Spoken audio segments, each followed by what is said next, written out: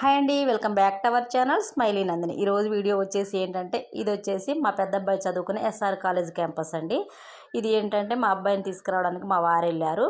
ఇంకా వీడియో తీశారు, ఎలా ఉంటుంది ఏంటన్నది నేను ఒక రివ్యూ లాగా ఇస్తున్నాను. ఎందుకంటే స్టార్టింగ్లో మా అబ్బాయిని జాయిన్ చేసేటప్పుడు వీడియో తీసి పెట్టాను కదండి. చాలామంది పేరెంట్స్ అనుకుంటా చెక్ చేస్తున్నారు అనుకుంటా, మన వీడియో కూడా చూసి కామెంట్ చేశారు. స్టడీ ఎలా ఉంటుంది మేడం, ఫుడ్ ఎలా ఉంటుంది అనేసి అని అడుగుతున్నారు. ఇది ఒక రివ్యూ అనుకోవచ్చు, మాకు ఒక మెమొరబుల్గా ఉంటుంది అనుకోవచ్చు. 1 ఇయర్ తర్వాత మళ్ళీ వీడియో తీసి చెప్తున్నాను కాబట్టి మాకు ఒక మెమొరీ అనుకోవచ్చు, రివ్యూ కూడా అనుకోవచ్చు. ఇది వచ్చేసి అయితే ఎస్ఆర్ కాలేజ్ మల్లంపేట క్యాంపస్ అండి. మా అబ్బాయి ఇంటర్ ఫస్ట్ ఇయర్ అయిపోయింది, ఈ కాలేజీలోనే చదివాడు. ఇంకేంటంటే ఫుడ్ విషయానికి వస్తే ఫుడ్ అయితే బాగుంటుందండి, యావరేజ్. బాగా ఏ హాస్టల్లో కూడా అంత బాగుంటుందని చెప్పలేం, బాగోదు అని చెప్పలేం. స్టడీ అయితే బాగుందండి. మా అబ్బాయి 1 ఇయర్ చదివాడు కాబట్టి చెప్తున్నాను. మా వరకు అయితే ఓకే, మరి అందరి పిల్లలకైతే నాకు తెలియదు కానీ మా అబ్బాయికి అయితే ఓకే, బాగుంది మమ్మీ, ఫుడ్ ఓకే అంటున్నాడు. ఒక్కోసారి బాగోదు, ఒక్కోసారి బాగుంటున్నదని చెప్తారు. ఏ హాస్టల్లో అంతే కదండి. ఇంకా ఇది వచ్చేసి చాలామంది పేరెంట్స్ అడుగుతున్నారు ఫుడ్ ఎలా ఉంటుంది, స్టడీ ఎలా ఉంటుందండి. స్టడీ కూడా ఓకే అండి, స్టడీ కూడా బాగుంటుంది. హాట్ వాటర్కి సంబంధించి, దోబికి సంబంధించి అయితే హాట్ వాటర్ అయితే దొరుకుతాయండి. ఒక్కొక్కసారి దొరుకుతాయి, ఒక్కొక్కసారి దొరకవనేసి అని అంటారు పిల్లలు. ఇంకా మనకు చలికాలం ఎక్కువ యూజ్ అవుతాయి కాబట్టి చలికాలం అయితే కంపల్సరీగా దొరుకుతాయంట. కాకపోతే పిల్లలు లేట్ అవుతుంది అని కూడా చన్నీళ్ళు చేసేసి వెళ్తుంటారు క్యాంపస్కి, ఎందుకంటే 7:30 కల్లా క్యాంపస్కి వెళ్ళిపోవాలి కాబట్టి. ఇంకా దోబీ అయితే వారానికి ఒకసారి అయితే వస్తారండి పిల్లలు. కొంతమంది దోబీకి వేస్తారు, కొంతమంది టవల్స్ ఇలాంటివి అయితే వాళ్ళే పిండుకొని ఆరేస్తూ ఉంటారు. హాస్టల్ అయితే బాగుందండి, ఫుడ్ స్టడీ అంతా కూడా బాగుంది. ఫుడ్ అయితే బాగుంది అని చెప్పలేను, బాగోదు అని చెప్పలేను, యావరేజ్ అండి. ఫుడ్ అయితే ఎక్కడైనా అంతే, ఎందుకంటే అంత వందల మంది 1000 మంది పిల్లలకి వండుతారు. అన్ని క్యాంపస్లకు వెళ్ళాలి కాబట్టి, వాళ్ళ కాలేజీకి సంబంధించిన క్యాంపస్లకు వెళ్ళాలి కాబట్టి వాళ్ళకు తగ్గట్టుగా అరేంజ్ చేస్తూ ఉంటారు. టిఫిన్ వచ్చేసి 2-3 రకాలు చేస్తారు. ఇంకా కర్రీస్ కూడా 2 రకాలు, అవి ఇవి అన్నీ బాగానే ఉంటాయి. స్నాక్స్ అన్నీ కూడా బాగానే ఉంటాయండి. ఇంకా హాస్టల్ రూమ్స్ అయితే ఇలా ఒక్కొక్క రూమ్లో 8 బెడ్లు ఉంటాయి, ఒక్కొక్క రూమ్లో 5 బెడ్లు ఉంటాయి. ఇలా ఈ బెడ్ ఒక్కొక్క రూమ్ని బట్టి బెడ్లు అయితే వేశారు. ఇంకా ఇవన్నీ కూడా క్లీన్ చేస్తానికి వస్తూ ఉంటారండి. బాత్రూమ్స్ ఇంకా మాప్ వేయడానికి అంతా కూడా వస్తుంటారు, ఏ ప్రాబ్లం లేదు. స్టడీ వచ్చేసి అయితే బాగానే ఉందండి.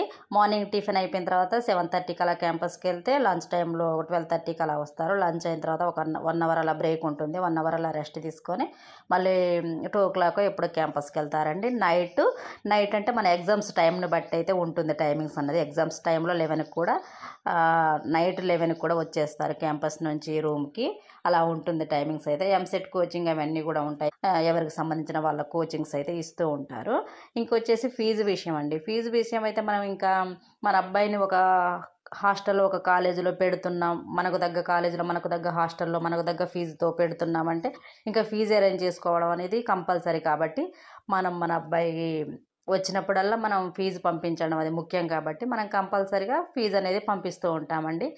ఎప్పుడంటే హోమ్ సిక్ వస్తారు, దసరా హాలిడేస్కి వస్తారు, సంక్రాంతి హాలిడేస్కి వస్తారు, ఫీజు మాత్రం పూర్తి చేసేయాలి కాబట్టి మన బాధ్యత కాబట్టి మనం పూర్తి చేస్తామండి. వాళ్ళైతే బాగా ఫోర్స్ అంటే స్లిప్ రాసి ఇచ్చేస్తారు, పేరెంట్స్గా మనం ఆ ఫీజు పంపించేస్తూ ఉంటాం.